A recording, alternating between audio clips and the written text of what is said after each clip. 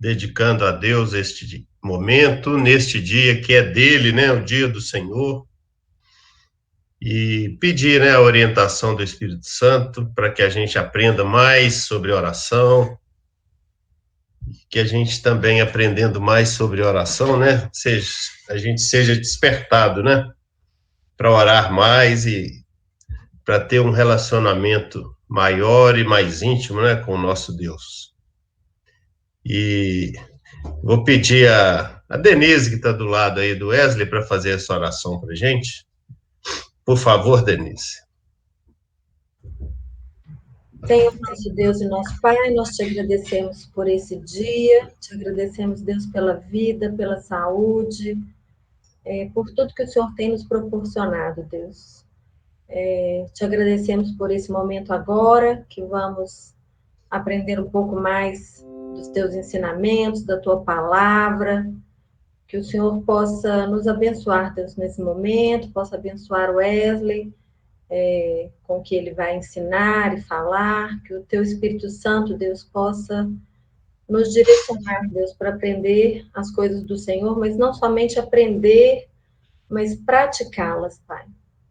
Abençoa cada um, cada família aqui representada, que o Senhor possa nos dar um domingo de paz na tua presença.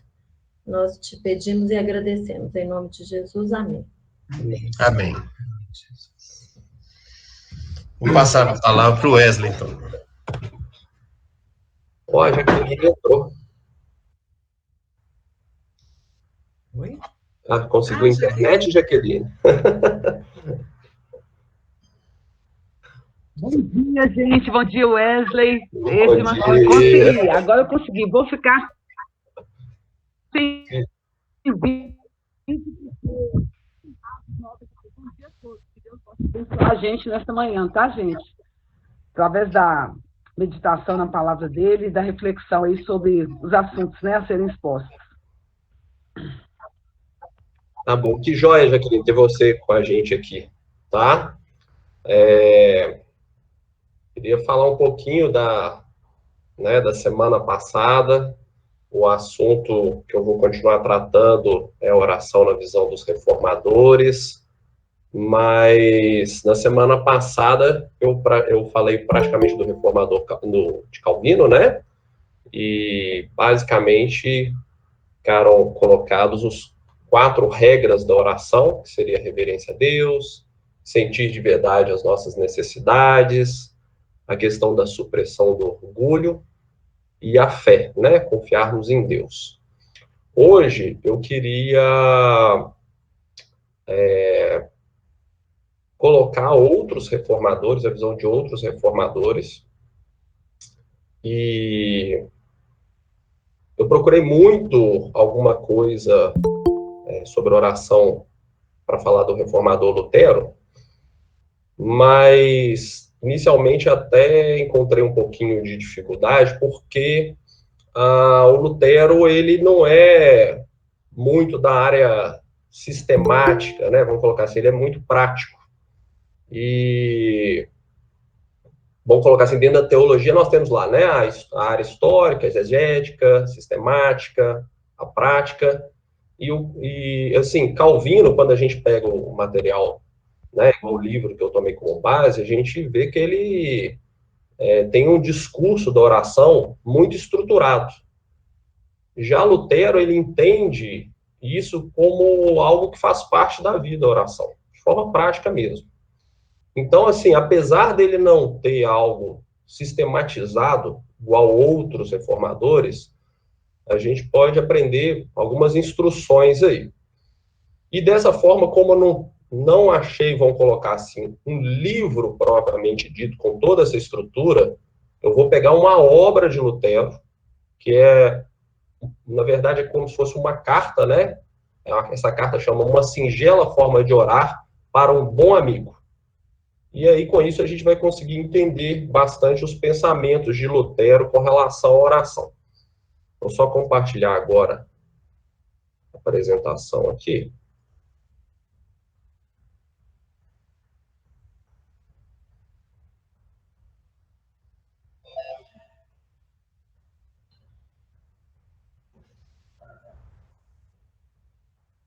Acredito que todos vocês estão conseguindo ver a minha tela, certo? Beleza. Sim, estamos vendo. Bem, vou começar a aula novamente fazendo umas duas perguntinhas para a gente, né, pensar um pouquinho antes de responder, mas a gente pensar, olhar para o nosso coração.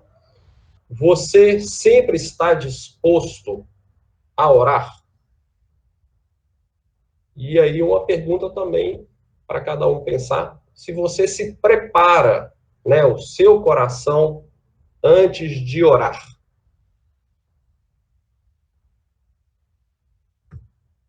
Bem, vamos passar um pouquinho o contexto dessa carta que eu falei, que Lutero deixou, essa obra, para a gente entender um pouquinho o que aconteceu, aonde, para quem, como é que foi essa obra, com qual objetivo, tá?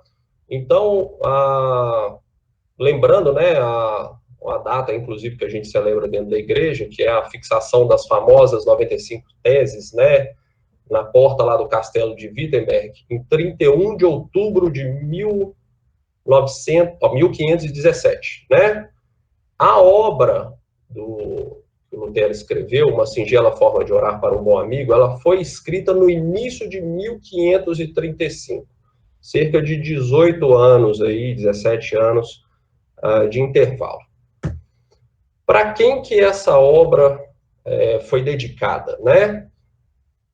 Lutero escreveu essa obra para o barbeiro dele, o Pedro Beskendorf.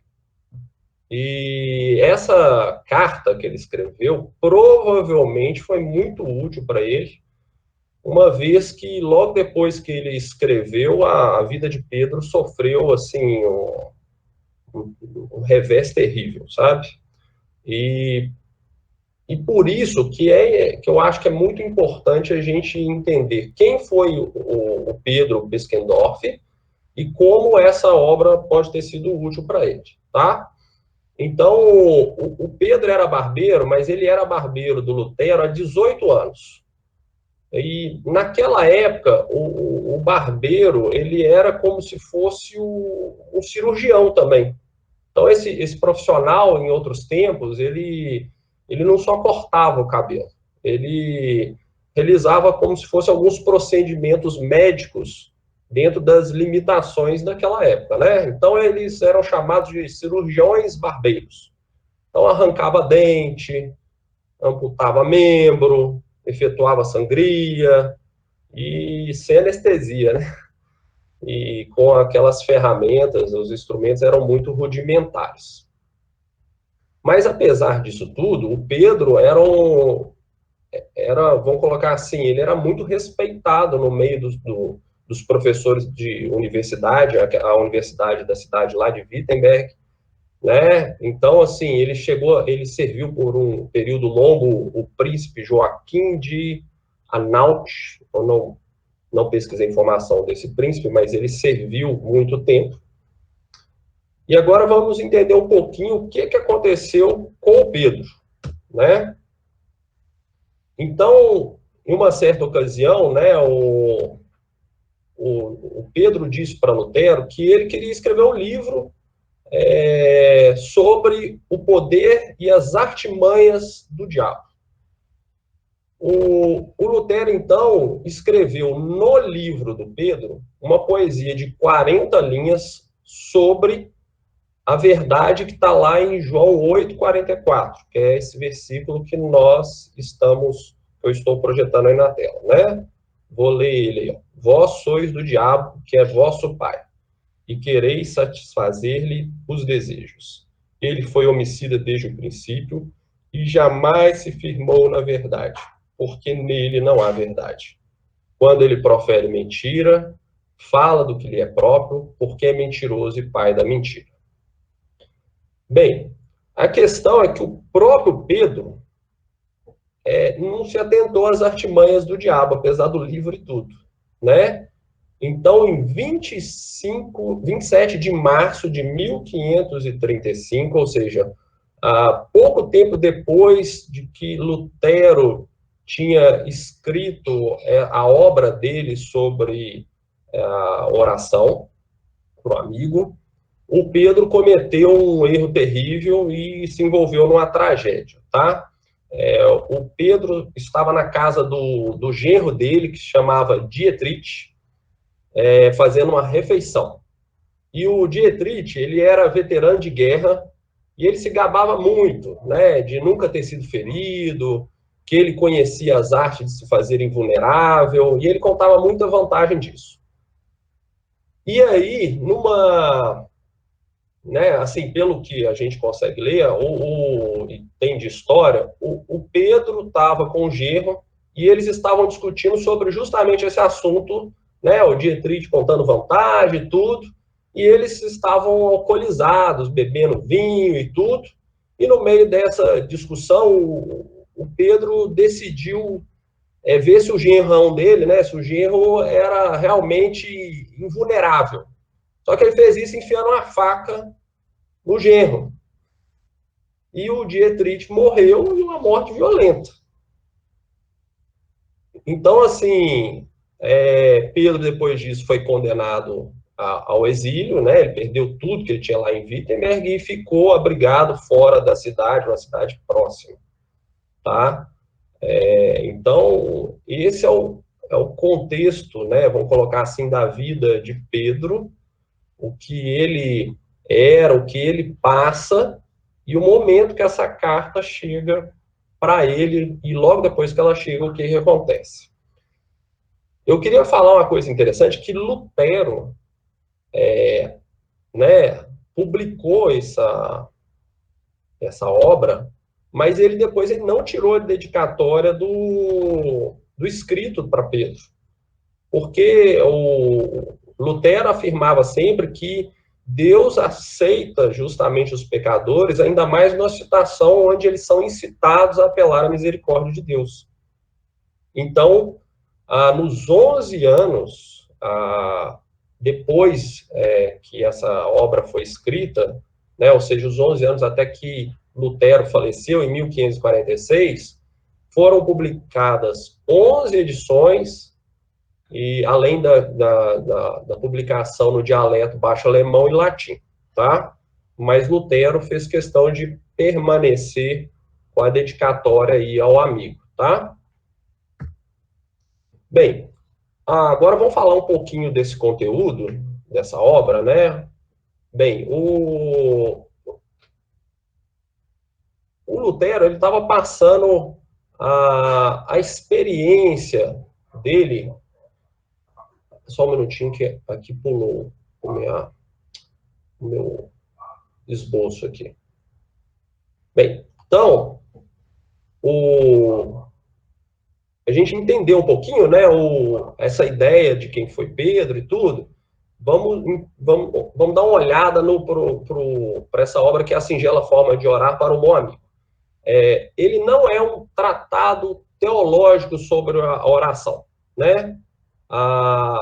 Se a gente pegar a obra, eu até gostaria, irmão, de ter tempo para a gente ler as 14 páginas da obra, mas a gente não vai ter tempo suficiente na aula para rodar toda a obra, né?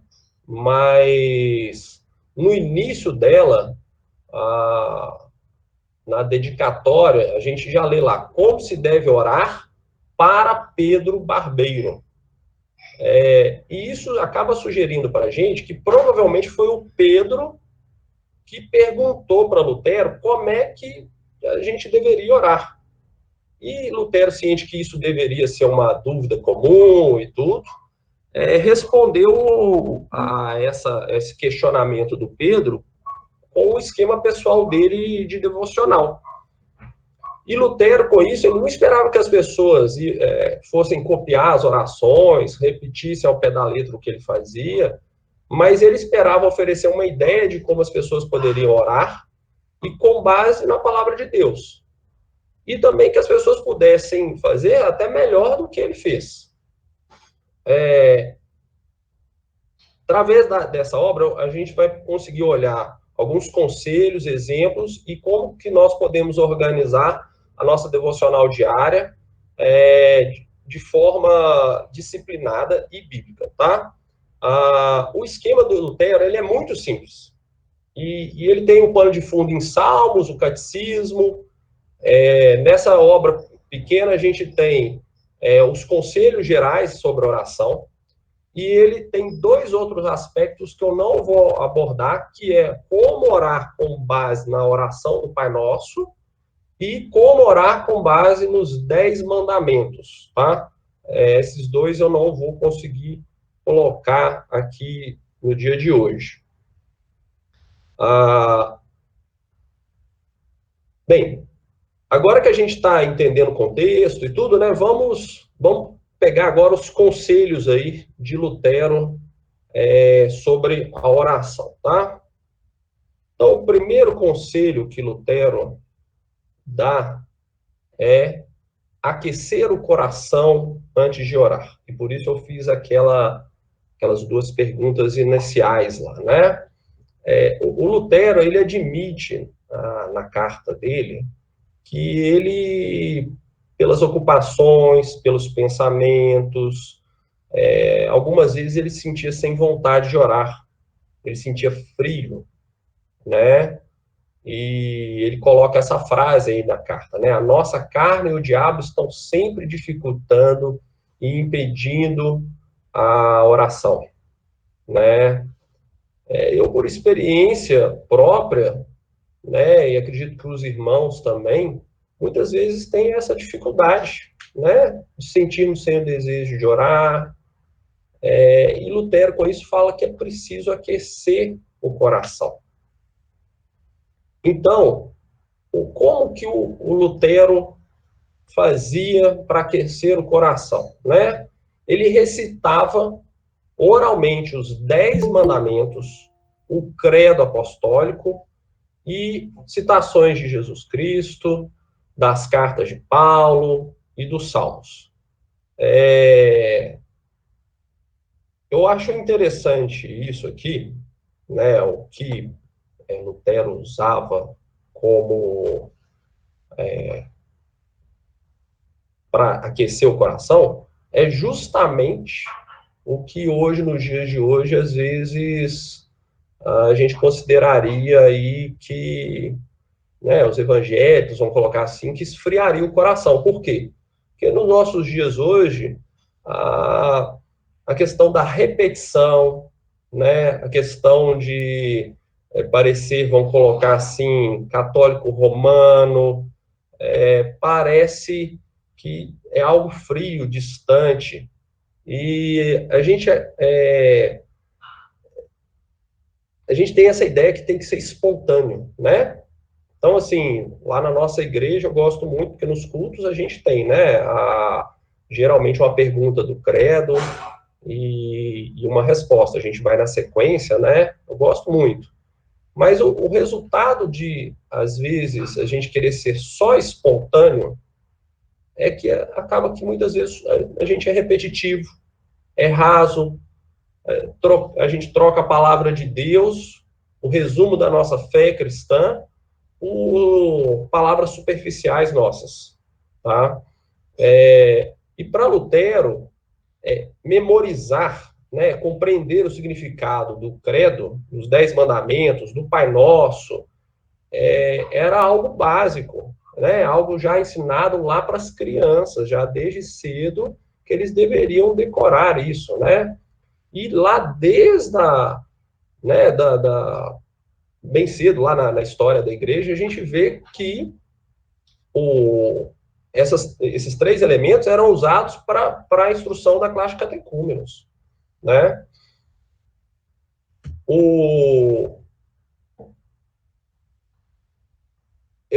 Lutero não está querendo falar aqui, né, que a gente tem que ficar repetindo esses elementos o tempo inteiro, antes de orar, como se fosse uma ladainha, tá?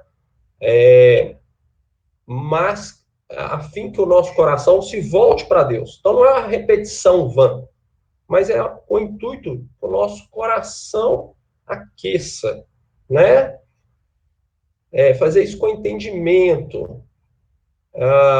Mas eu acho que além do que o Lutero coloca, eu coloquei que eu acho que a gente tem outras coisas que a gente pode fazer para aquecer o nosso coração, né? Talvez até os irmãos façam alguma coisa, talvez não faziam pensando dessa forma, dessa maneira de aquecer o coração, mas eu acho que nós podemos, antes de orar, ou quando não estamos com vontade de orar, colocar um hino no nosso som, um cântico de louvor, ler um salmo, ler versículos de promessas, dos milagres de Jesus, né? Então, são coisas que nós podemos fazer naqueles dias que nós estamos frios, sem vontade, né? Agora, alguém ainda aqui, né, entre os irmãos, pode falar assim, poxa, mas mesmo fazendo, né, cantando um hino, ouvindo um corinho, mesmo assim eu ainda tô com o coração, não tô com vontade de orar. E aí vem o segundo conselho de Lutero. Desculpa, pulei esse slide, falei, mas não coloquei, tá? O segundo conselho de Lutero está associado à questão da disciplina. A Denise está aqui me lembrando que eu estou falando igual uma metralhadora, vamos colocar assim, se alguém quiser, né, parar, fazer alguma observação, perguntar, tá, meus irmãos? Fiquem à vontade. Não tá corrido não, viu? Tá muito bom. Então, o segundo conselho que Lutero nos dá é ter um tempo fixo para orar, tá? Então, Lutero fala que os nossos pensamentos, eles são enganosos. Então, nós acordamos de manhã cedo e começamos a pensar e dizemos para nós mesmos assim, não, daqui 1 hora eu vou orar. Daqui a pouquinho eu vou orar. Aí começa a fazer alguma coisa ou outra coisa, não, daqui a pouco eu vou orar. E a gente vai postergando, né? E quando a gente cede a esse pensamento, a gente passa do pensamento para ocupações diárias. E aí essas vão nos envolvendo, né? Vão nos prendendo, né? Vem às vezes uma necessidade urgente e tudo, e quando vem a gente não ora o dia inteiro. Né? Aqui eu vou falar com muita vergonha do meu dia, né? Então, eu quantas vezes já fiz isso, né? Eu levanto da cama, já é o primeiro erro. Eu pego e, levanto antes de orar. Aí já cometi o primeiro erro, né? E depois, eu às vezes vou fazer uma atividade física, vou pedalar, aí volto, tomo banho, aí eu como um café correndo e vou para o serviço. E é muito comum aí no caminho para o serviço, né, no trajeto ali, eu desrespeito a primeira regra de oração, né, que eu distraído, às vezes, dirigindo, aí eu vou orando, né? E aí, quando eu chego lá no serviço, eu vejo aquele monte de compromisso, vem problema, urgências diversas, e quando eu vejo, a parte da manhã passa inteira, e aí a minha primeira oração, se eu não orei no carro, vamos colocar assim, o trânsito estava muito tumultuado, quando vê, eu chego, a minha primeira oração vai ser o quê? Agradecendo o alimento na hora do almoço. Mas olha que interessante, na hora do almoço, pelo fato, seja de um hábito, seja por ter um horário para orar, aí a gente para orar, né? E o período da tarde, quando eu volto para o serviço, aí vai aquela loucura de novo no serviço. E quando você chega à noite, você muitas vezes já está cansado, você não vai separar um tempo antes de dormir, por aí vai. Então, eu estou falando com muita vergonha, meus irmãos, de como às vezes eu me pego fazendo isso, tá? Por isso, e muito importante, eu gostei desse conselho, Lutero coloca algo que eu tenho tentado colocar como hábito antes de ler isso aqui, né? Que é, né, a recomendação de se ter, de fazer oração como a primeira coisa do dia e a última atividade do dia, né? Então, ao final de todas as atividades, você vai buscar a Deus e antes de todas as atividades. Então, dessa forma, a oração nos vai preparar, né, na parte da manhã, para o trabalho, que vai glorificar a Deus. E aqui nessa parte, Lutero, lá na obra, explica que quer mostrar que nós não estamos fazendo da oração algo superior ao trabalho, como se nós estivéssemos só glorificando a Deus quando estamos dedicando exercícios espirituais, tá? E ele pega dois, né, para falar dessa questão do trabalho e da oração, ele desenvolve esse tema de forma interessante, pegando dois ditos. O primeiro, um dito e um provérbio. Um dito de São Jerônimo, tá? Lá na Vulgata, que todo trabalho do crente é uma oração. E o provérbio de Lutero é: quem trabalha bem, ora em dobro. E o Lutero explica, através desses dois provérbios, que quem teme e honra a Deus com seu trabalho não comete injustiça, não defrauda alguém, e que o nosso trabalho é parte da nossa devoção a Cristo. É como se fosse uma oração adicional, um sacrifício de louvor a Deus. E é tão interessante isso que ele coloca o inverso. Então ele fala que o trabalho do descrente é uma maldição. Mas que se ele ainda trabalha de forma desonesta, aí é uma maldição em dobro, né? Então, por isso que ele coloca aí que quem trabalha bem, ora em dobro, né? Para Lutero, nós só podemos prevenir do pecado e das injustiças que poderíamos cometer, por exemplo, no trabalho, se mantivermos diante dos nossos olhos os mandamentos de Deus. Você lê para mim esse texto, Denise? Antes o seu prazer está na lei do Senhor, e na sua lei medita de dia e de noite. Salmos 1, 2. Então, nesse versículo, né, ele coloca lá, né, usa esse versículo para colocar aqui que nós temos que trabalhar honestamente, como parte de uma devoção a Deus, mas não deixando de ter cuidado para que o trabalho nos ocupe de tal maneira que a gente fique frio, preguiçoso, relaxado em relação à oração. E nós temos que trabalhar, e nós temos que orar para que o trabalho, né, se torne algo que Deus seja glorificado o tempo inteiro, né, o tempo todo. E eu achei fantástico isso aqui, a forma como que Lutero coloca, né, que às vezes nós somos preguiçosos, nós estamos sem essa disciplina, antes de começar o dia orando, sem ao final do dia nos achegarmos a Deus, mas ele coloca isso aqui de uma forma interessante, que é essa frase aí: o diabo não é negligente ou preguiçoso em nos assediar, e a nossa carne está sempre disposta para o pecado. Por isso, precisamos orar, né? Bem, Lutero, além disso, nos coloca um terceiro, né? Ele nos oferece aí mais um terceiro conselho.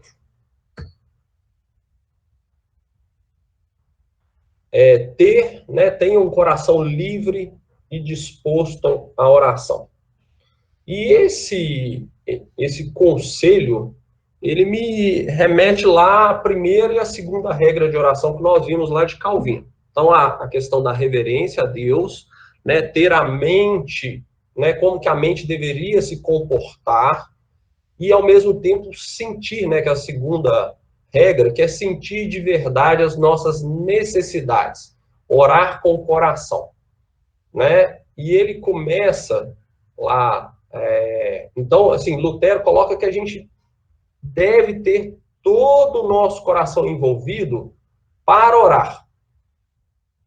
E coloca que se o coração não estiver envolvido dessa maneira, que estamos pecando contra Deus. Né? A frase lá na obra dele está assim, que outra coisa é se não tentar a Deus, se a boca fica tagarelando e o coração está distraído em outro lugar. Peguei um outro trecho lá, um exemplo que ele dá, ele pega um exemplo de um padre, tá? Com base no Salmo 71. Então, o Salmo 71 está escrito lá: praza-te, ó Deus, em livrar-me. Dá-te pressa, ó Senhor, em socorrer. E aí o padre, distraído, né? Ele faz a oração com base no Salmo 70 desse jeito aí: ó Deus, vem ajudar-me. Ô peão, você já soltou o cavalo? Senhor, apressa em socorrer. Ô criada, você já ordenhou a vaca? Então, o Lutero, ele admite que na época dele de papado, ele orava horas e horas sem perceber que o tempo dele tinha passado, com repetições, com a mente distraída, né? Ele inclusive coloca essa questão, essa comparação, né? De como se a gente estivesse lendo um livro. Eu já fiz isso, eu não sei se os irmãos já fizeram. Tá lendo um livro, aí você virou a página, está no final da outra página, e que você não lembra como que virou essa página, o que estava entre as duas, né? O olho está ali no automático passando ali, mas você não está prestando atenção, né? Uma outra coisa que eu já fiz muito é dirigir e chegar num destino sem lembrar o caminho que passou, e mais que isso, eu já fiz de chegar num destino e falar assim: mas não era aqui que eu queria vir. Né? Então, assim, tá dirigindo, não bateu, às vezes não cometeu nenhuma infração, mas a cabeça tá lá longe, né? E a grande maioria de nós talvez não vai fazer como mencionou aqui o Lutero, como eu já fiz dirigindo, mas é possível que o nosso coração nós estejamos fazendo dessa forma, né? O nosso pensamento está longe, distante das coisas de Deus, né? E aí Lutero, ele coloca aqui uma frase pesada, vamos colocar assim, né? Ele coloca assim, ó, lá na obra dele: acho que não poderia haver espetáculo mais ridículo do que se alguém pudesse ver os pensamentos com o coração frio e sem devoção, vai misturando na oração. Ou seja, se a gente pudesse pegar essa oração dessa pessoa que está orando, né, longe, com a cabeça perdida e tudo, ia ser a coisa ridícula. E realmente, provavelmente seria mesmo, né? Mas vamos lá. E o que significa, o que Lutero queria falar então, com o que significa isso, né? Orar com o coração livre e disposto, né? Então, significa muito semelhante ao que Calvino coloca: considerar cuidadosamente todas as palavras que estamos falando na oração e todos os pensamentos do início ao fim da oração, né? Olha como que isso encaixa totalmente com aquela questão da segunda regra, da gente considerar com seriedade as nossas necessidades, ou seja, aquilo que a gente está pedindo a Deus, né? Ou seja, levar a sério o que a gente está pedindo para Deus, né? Aquilo que não deve ser excluído, e aquilo, inclusive, que a gente viu também lá que a gente não deveria orar, né?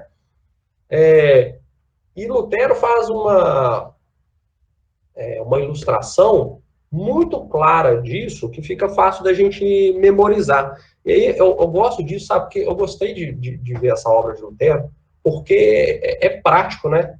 Então ele vai dando exemplo, ele vai colocando, né? Então, assim, esse aqui é uma ilustração para mim bastante interessante, que ele compara com essa questão, né, da oração. Então, Se a gente pensar no trabalho, em alguns profissionais, a gente vai entender isso. Então, ele está falando um barbeiro, e ele fala, imagina um barbeiro, está falando, né, para um amigo dele, com essa profissão, imagina você, né, vamos colocar ele falando para um amigo, imagina você, ô Pedro, aplicado e competente, volta toda a sua atenção ao que você está fazendo. A navalha, né, o cabelo, a barba. Se você der um descuido, você pode deixar o cabelo do cara horroroso, mas pode cortar, inclusive, o cliente, né? E nós, irmãos, de vez em quando não é comum, mas a gente já viu em noticiário, em coisas desse tipo, a experiência de profissionais distraídos, né? Então, né, eu já li algumas desse tipo, às vezes eu atendia médico também, né, em uma época, e eu visitava e a gente via os absurdos. Então, assim, o cara ia operar o joelho esquerdo, estava com problema, entrar na sala de cirurgia, e ele saía com o joelho direito operado, e o esquerdo continuava estragado, vamos colocar assim, com problema, né? Alguns casos você tem uma cirurgia bem realizada, mas aí quando vê, na hora de terminar o procedimento, esquece um equipamentozinho médico dentro da pessoa e fecha, né? São coisas que parecem absurdas, mas aqui Lutero está justamente colocando que quando nós estamos distraídos em oração, é semelhante a um profissional exercendo um trabalho dessa forma distraída, né? Ele mostra o tamanho do erro que a gente está cometendo fazendo isso dessa forma. E ele coloca lá que para algo ser bem feito, mais uma vez, né, vai ter uma frase bem prática, para algo ser bem feito, cada tarefa exige a pessoa inteira, com todos os seus membros e sentimentos. Então ele usa um provérbio, né? Cadê o provérbio? O provérbio eu não coloquei na imagem, mas eu vou falar do provérbio que está lá, tá? Na obra. Quem pensa em muita coisa, não pensa em nada. Também não faz nada direito, né? Então, para que uma oração seja boa, meus irmãos, ela precisa ter todo o nosso coração de forma exclusiva. Né? Como o Lutero colocou, todas as palavras, os pensamentos, do início ao fim, devem ser cuidadosamente escolhidos e considerados, né? E isso vai, novamente, para a primeira regra que eu falei de Calvino, que é o quê? Elevar a nossa mente de si, né? Ou seja, esquecer as coisas que estão em volta e estar dedicado exclusivamente com o coração ali, né? E por último, nessa questão ainda desse conselho, Lutero fala que quando a gente ora de forma displicente, distraída, sem o nosso coração dedicado, nós corremos o grande perigo de quebrarmos o terceiro mandamento. Ou seja, tomar o nome do Senhor em vão, o nome, não só o nome dele, os atributos, os títulos, palavras, as suas obras, começarmos a pensar nisso de forma descuidadas, impensadas, levianas, de forma falsa, porque o nosso pensamento está muito distraído. E quando nós fazemos isso dessa forma, é pecado e é uma desonra a Deus. Isso denigre a santidade do ser, né? Eu vou pedir para algum irmão ler, por favor, né? Só para a gente ver lá o texto, né? Da qual é o terceiro mandamento, Êxodo 27.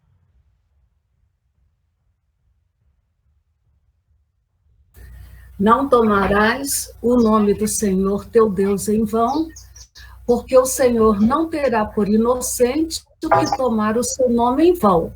Êxodo 27. Obrigado, Jacimar. Bem,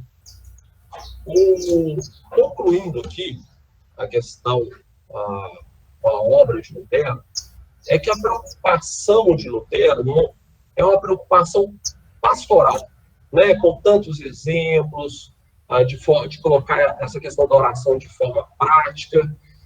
Ele não enche a obra dele com grandes autores sobre oração, ele não coloca termos difíceis, ele não trata de especulações e nem apresenta uma teologia da oração. Mas ele simplesmente, com o esboço dele diário e tudo, ele quer nos ensinar como que as pessoas orem de forma correta. Eu espero que eu tenha conseguido passar um pouquinho de Lutero através dessa obra dele, como ele pensa a respeito da oração. Só um minuto, uma aguinha aqui. Uhum. Agora que a gente passou, né, sobre essa análise aí da obra de Lutero, eu queria entrar ainda, aproveitar a aula para entrar um pouquinho sobre um outro reformador aí, né, que é John Knox. Ele foi, né, o reformador que liderou a reforma na Escócia, né? Ele era escocês, mas a reforma dele principal aconteceu na Escócia, né? E aí esse livro, o Erdmann, inclusive, até colocou uma foto, né? Eu comprei no Kindle, mas o Erdmann comprou ele, parece, fisicamente, postou lá no nosso grupo de WhatsApp, né? Que é a oração e a vida cristã. Esse livro é de John Knox, mas também a parte da oração é de John Knox, que trata sobre oração, mas o resto da parte que fala da vida como cristã, da vida com Deus, aí é de Calvino, tá? E a oração por John Knox, ela é muito semelhante aos pontos, né? Você pegar esse livro, ele é muito semelhante aos principais pontos e assuntos sobre oração, igual a Calvino, né? Mas eu queria pegar 2 pontos principais que me chamaram bastante atenção da forma que Knox coloca lá sobre a oração. Alguém quer falar alguma coisa antes de eu entrar na parte de John Knox sobre Lutero?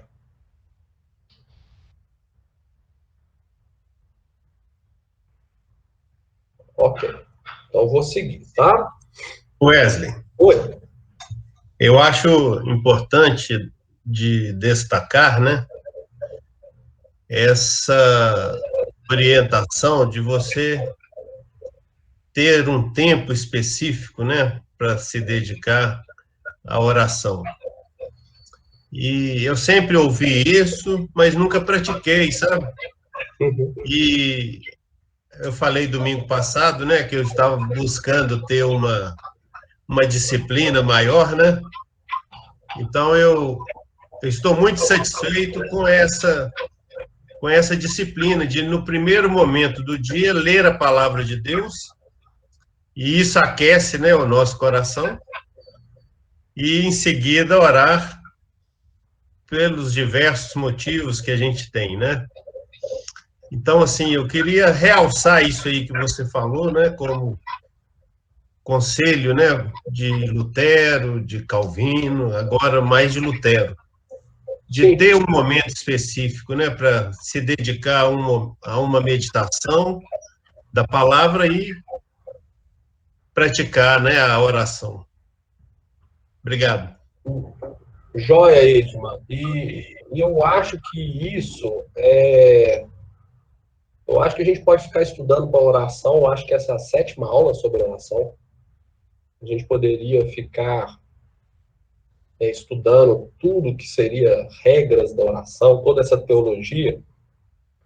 Mas eu acho que a parte falha acaba sendo essa questão de nós mesmos, da disciplina, né, quantas coisas nós sabemos que nós temos que fazer, mas essa questão da vida com Deus, quantas vezes a gente relativiza, relaxa ou deixa ela em segundo plano, né? Ninguém que é funcionário de uma empresa relativiza se tem que ir ou não trabalhar, mas o nosso horário, nosso tempo com Deus, muitas vezes a gente acredita que isso pode ser deixado em algum momento de lado, né? Que existe essa possibilidade de se fazer isso, e isso é interessante porque é justamente o ponto que pega do início de Knox, né? Que Knox, ele vai tratar, né, John Knox vai tratar que não orar é pecado, ou seja, quando eu não tenho disciplina, quando eu não atendo ao chamado de Deus para orar, eu estou pecando. Então, não é só o que a gente perde, vamos colocar assim, né? Já que a gente entendeu na aula passada que somos nós que precisamos da oração. Ô Wesley, Oi? que a Rafael está falando. Sim. Quando eu vejo, né, igual os conselhos aí de Lutero, eu me fez lembrar também quando ele decidiu, né, virar um seminarista, né, ir para o seminário, né, e se tornar um padre, né, na época, e era muito baseado numa luta interior dele, né, e aí como que ele coloca que a oração, também complementando a sua fala aí, é essa luta interior, né, é uma luta que a gente precisa ter de priorização, né, em questão do horário, uma luta contra nós mesmos, contra as nossas vontades, porque falar assim, olha, eu vou orar, né? E muitas vezes a pessoa fala assim, eu não estou com vontade agora, não estou. E aí, assim, ele fala, né, que a gente precisa aquecer o nosso coração. Ou seja, a oração, né, quando ela é feita, ela é algo que a gente vence as nossas vontades, nós mesmos, né? E aí entra naquilo da palavra onde a gente precisa diminuir para que ele cresça. Então, a oração, ela faz isso conosco, né? De acordo com os conselhos aí de Lutero. Faz com que a gente diminua e que ele cresça. Porque a gente passa a ter o tempo que às vezes a gente deixa de fazer outras coisas, né? A gente faz orando, a disciplina, a concentração, a forma de anular a nós mesmos. Então, isso faz parte, né, desse crescimento cristão. Então, sem a oração, né, eu chego a mais essa conclusão também, que sem a oração não há um crescimento cristão, né? Perfeito, Rafael.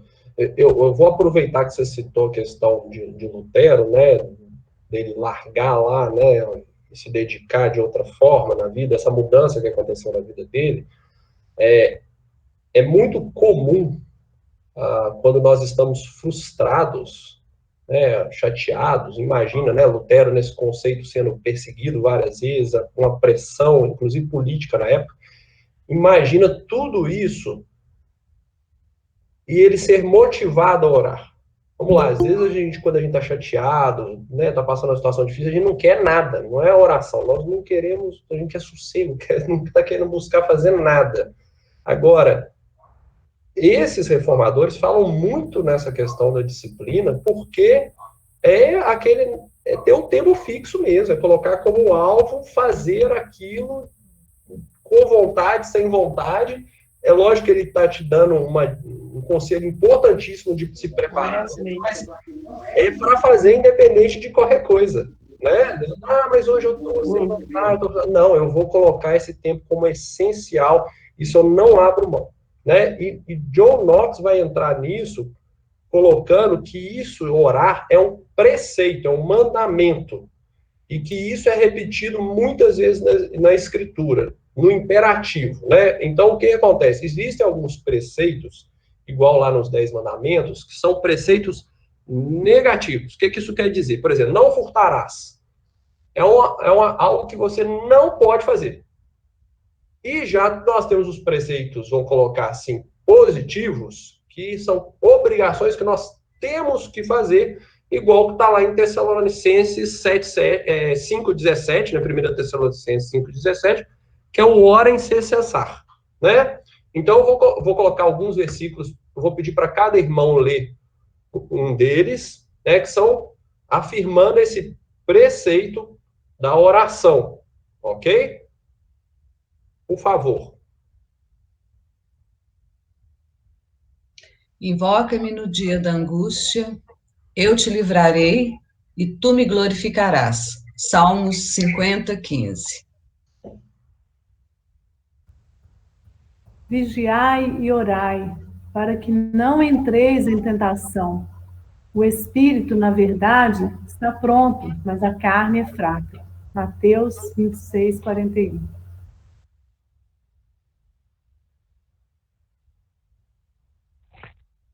Regozijai-vos sempre, orai sem cessar.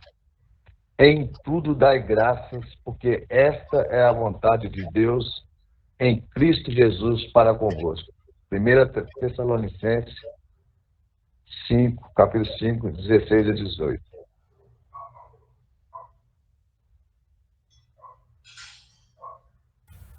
Pedi e dar-se-vos-á, buscai e achareis, batei e abrir-se-vos-á. Mateus 7, 7. Então, meus irmãos, todos esses versículos estão aí no imperativo, no sentido de orar, de buscar a Deus, de pedir, né, a ordenança, né? E quem invoca a Deus obedece à sua vontade. E encontra com isso consolação, sabendo que nada é mais aceitável que uma obediência humilde a Deus, né? Então, vamos lá pegar mais um texto para falar dessa questão agora da obediência na oração. Você lê para mim, por favor? Mas isto lhe ordenei, dizendo: dai ouvidos à minha voz, e eu serei o vosso Deus, e vós sereis o meu povo, andai em todo o caminho que eu vos ordeno, para que vos vá bem. Jeremias 7, 23. Então, John Knox não está dando um conselho com relação à disciplina, mas está falando que a falta de disciplina gera, além de tudo, certo? Então, se um vai entrar no mérito de que é preciso ter disciplina, John Knox vai colocar a consequência, provavelmente, que essa falta de disciplina vai levar, tá? Ué, travou aqui meu data show, só um minutinho. Ok. Bem, e mais um outro ponto que eu queria colocar, esse aqui, para mim, foi, quando eu estava lendo esse livro, foi para o cotidiano, né, para o que a gente está vivendo hoje. Para mim, ele encaixou, assim, perfeito, vamos colocar assim, né? Então, o John Knox coloca que os nossos problemas, medos, eles são como esporas que nos estimulam, né, a orar.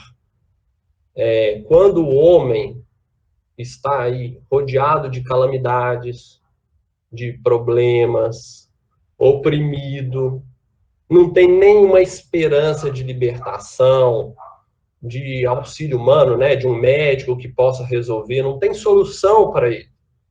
Aí ele se achega diante de Deus e pede conforto, pede ajuda, pede socorro, né? Uma oração assim sobe até a presença de Deus, né? Mas ele coloca bem claramente a questão que o problema vai te estimular a buscar a Deus. Eu queria pedir para um outro irmão ler esse texto que deixa tão claro isso para a gente, lá em Tiago 1, no versículo de 2 a 4.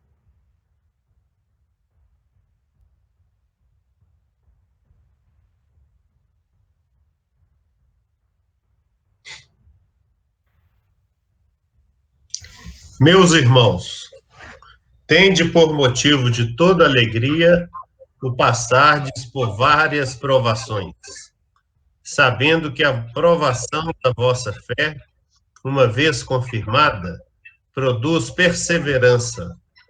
Ora, a perseverança deve ter ação completa, para que sejais perfeitos e íntegros, em nada deficientes. Tiago 1, de 2 a 4. Ótimo, né? Então, aqui, quando passar por provação, aqui no caso, inclusive, era perseguição, né? Ter alegria, né? Mas ir com o objetivo, né? Para que essa ação seja completa, para que sejamos mais, né? Para que sejamos perfeitos e íntegros, não ficar deficiente em nada.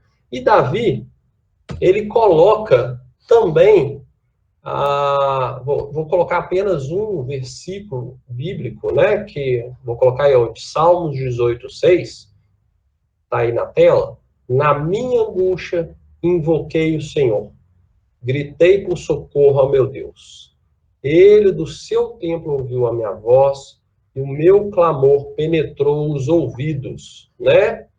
Esse é um dos muitos textos, né, de versículos de que Davi está falando e clamando a Deus ajuda, libertação dos inimigos, de Saul, né?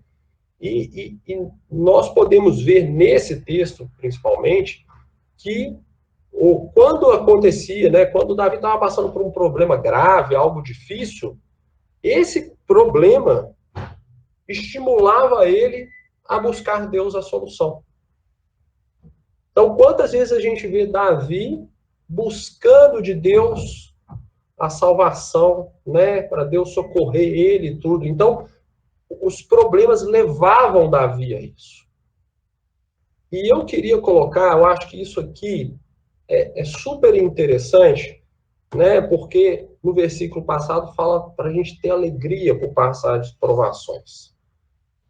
E Davi buscava Deus. Então, eu fico pensando no nosso tempo atual, de pandemia, de Covid, de tantas dificuldades, né, que nós estamos tendo, mas eu gravei e tenho gravado de algumas pessoas com as quais eu tenho conversado que isso tem estimulado, né, as famílias orarem mais, a gastarem mais tempo com Deus. E eu não tinha essa consciência, eu pelo menos não tinha, que o problema nos estimulava, nos fazia, né, a espora, a ideia aí, né, que é usada no cavalo, no calçado ali, para fazer o cavalo acelerar, que isso nos trazia, né, que isso é um fato que a gente pode ter até alegria, porque isso está nos levando a buscar mais a Deus. Eu queria encerrar essa aula justamente com essa percepção de John Knox, entendendo essa questão do incentivo a orar nesse momento, né? E mais do que entender que essa situação nos incentiva, que nós temos que, dessa forma, entender que isso nos leva ao momento com Deus, a maior frequência, né, de oração, a procurarmos Deus, eu lembro da aula passada, que Deus se agrada quando nós fazemos isso. Quando, não, ele não se agrada do problema, mas quando o problema ocorre, nós vamos buscar em Deus a solução. Então é Deus, é Ele que aguarda que nós levemos e descarreguemos o nosso coração e problemas através da oração, né? E como nós estudamos também na aula passada, quando nós nos achegamos a Deus em oração, nós não estamos incomodando a Deus, a nossa oração não está sendo inútil. Poxa, clamando a Deus novamente, Deus tenha misericórdia do nosso irmão que está hospitalizado. Isso não é inútil e nem incomoda a Deus. Pelo contrário, né, nós estamos mostrando obediência, a fé de acreditar, né, lançar toda a confiança que seremos ouvidos. E conforme a vontade de Deus, e no seu tempo, nós receberemos dele o que pedimos. E eu acho que se a gente pudesse terminar toda essa visão sobre a oração, eu vou falar de mim. Eu acho que o que falta a maior parte das vezes está associado àquilo que a gente estava falando, né, meus irmãos? A disciplina, a atitude, né, de pegar e fazer. Nós podemos aqui ficar estudando sobre a oração, sobre como orar, como devemos orar, e isso, claro que é importante. mas de nada vai adiantar se a gente não tiver obediência à palavra de Deus. É um assunto que eu acho que eu peguei, para mim foi, não digo pesado, né, mas que responsabilidade falar sobre como os reformadores pensavam a respeito da oração. Mas eu espero,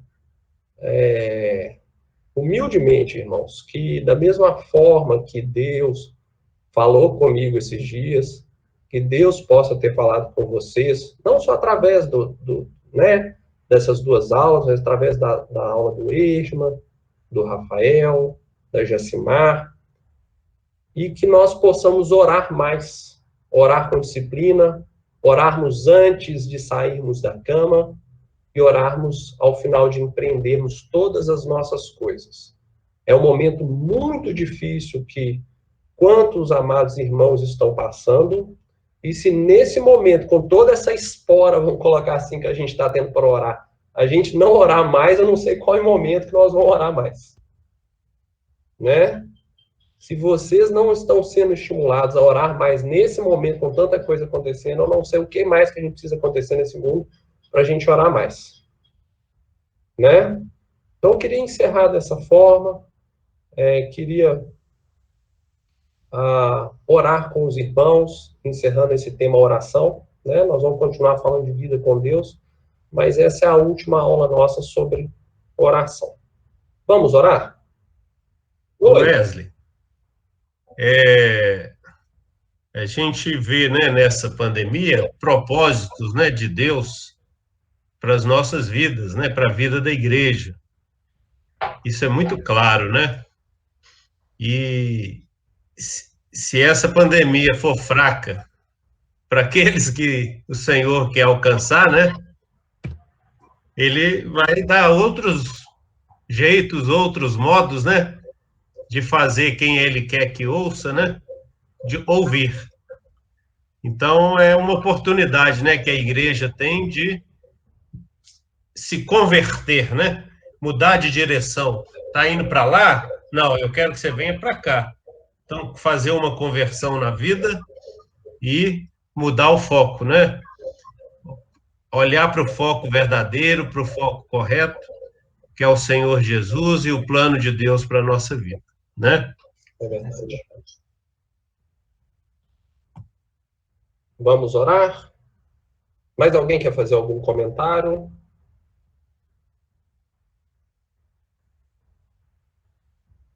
Wesley, a questão que você falou lá atrás, né? Pensamentos, né? O que vai fazendo a gente postergar, né? Deixar de orar, né? A gente está atento a isso. Pensamentos enganosos. Daqui a pouco eu vou. Eu vou. Mas daqui a pouco. Aí começa a postergar as atividades diárias. Você começa a fazer uma coisa, fazer outra. Quando você vê, já engoliu o seu tempo ali, sua parte da manhã. Então, é uma decisão, né? É uma decisão que a gente tem que tomar de agir. Agora, né? É agora. Porque as urgências virão, as atividades diárias virão, e às vezes a gente se contenta ou se convence, né, de que você orar não precisa ser aquela coisa ali que eu tenho que entrar, ficar lá separada, dedicando um tempo. É importante esse tempo também. Mas às vezes a gente se contenta com o orar sem cessar, é o levar diante de Deus o meu pensamento, né? Eu estou dirigindo, eu estou orando, eu estou fazendo um serviço na minha casa, eu estou orando também, né? Conversando com Deus ali de uma forma mais informal até. Mas é importante esse tempo de dedicação ali, de disciplina, de se preparar para esse tempo, né? Eu gosto muito de hinos, eu leio, vou muito ali para o que Jesus falou, sabe? Vou me preparando assim, né? Gostei muito ressaltar isso. Wesley. Oi, Jasmar. Eu também gostaria, primeiro, de pontuar que eu gostei muito da pesquisa que você fez. Eu acho que, para mim, esclareceu muito, e a gente pode sentir, observar que você fez uma pesquisa apurada do tema e eu acho que foi muito bom. Esse é o primeiro ponto, me ajudou muito. De Lutero, então, eu achei quase que bizarras as posições dele, mas muito verdadeiras, né? Muito legítimas. Agora, essa questão, Wesley, de nós procurarmos Deus mais na hora da aflição, do problema, das esporas, né, que você falou aí, eu acho que isso me incomoda um pouco, pessoalmente, porque se nós somos a noiva de Cristo e ele é o noivo, existe uma relação amorosa entre as partes. Se nós fôssemos colocar Cristo humano como nós somos, sem a sua característica divina, coisa impossível, mas eu estou só imaginando. Como seria esse Jesus, que é o noivo, ele desejaria, então, que sempre existisse problema. Por quê?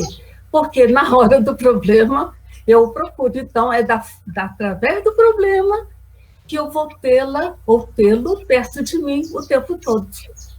Então, isso é muito, muito claro para a gente, né? Se nós não estamos falhando quando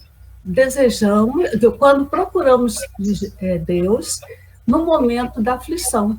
Isso nos mostra para a gente que existe algo errado, que a gente está fazendo algo errado, porque Jesus não vai, de fato, ficar no nosso plano humano e desejar isso. Nós é que temos que mudar, não é? Então, era essa parte que eu gostaria de ressaltar aqui e pontuar a sua pesquisa, que eu achei excelente. Obrigada. Jacimar, eu entendi totalmente sua colocação e concordo.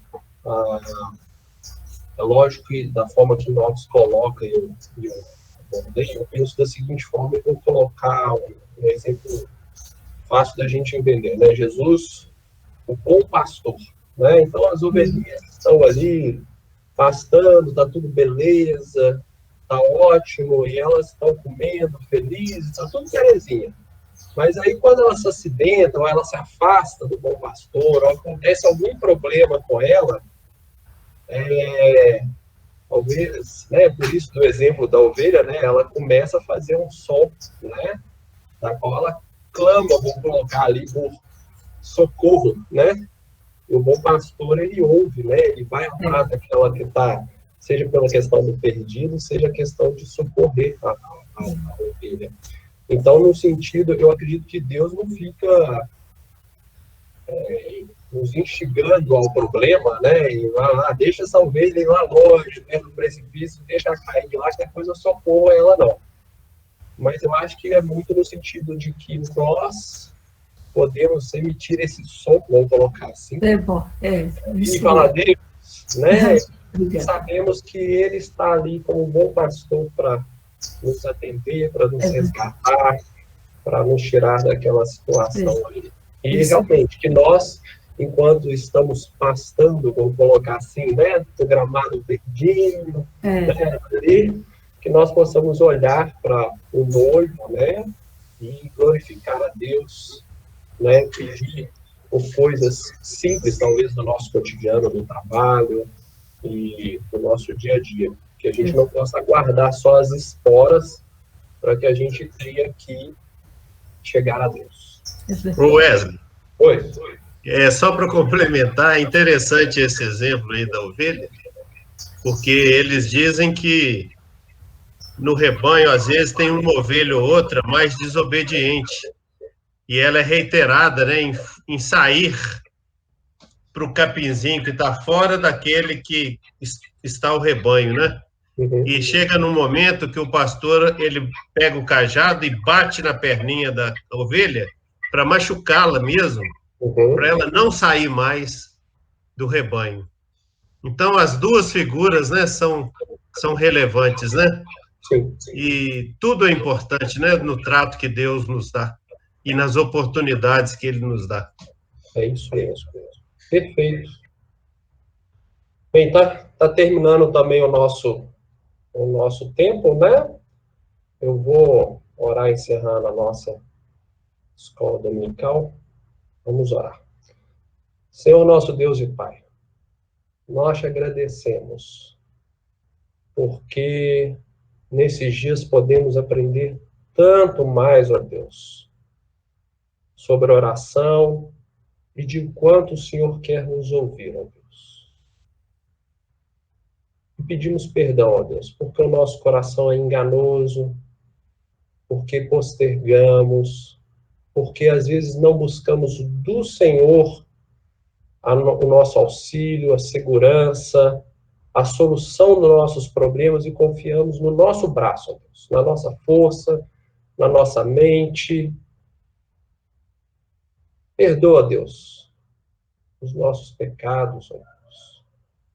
Que possamos buscar ao Senhor, não só nos momentos de aflição, nos momentos difíceis, igual o que estamos passando, mas que possamos buscar com disciplina, Deus.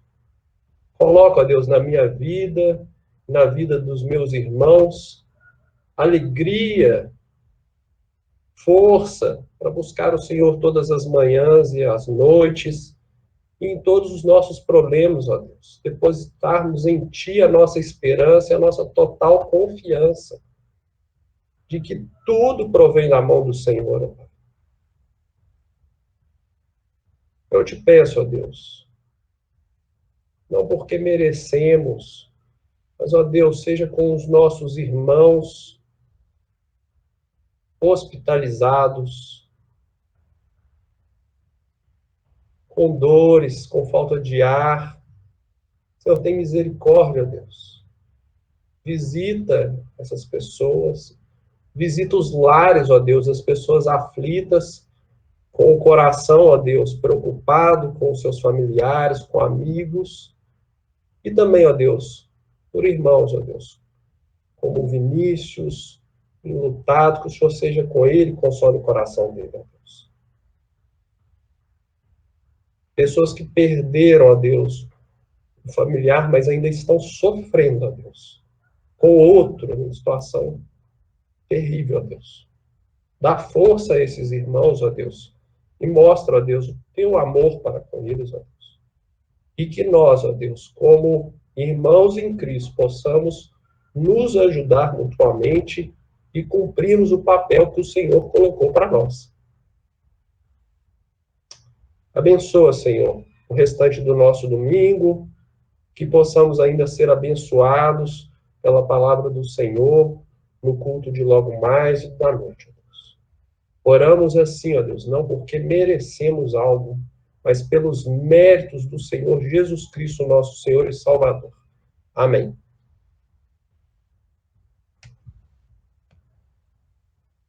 Pessoal, um bom dia, né, a todos, um domingo abençoado, né, para cada um.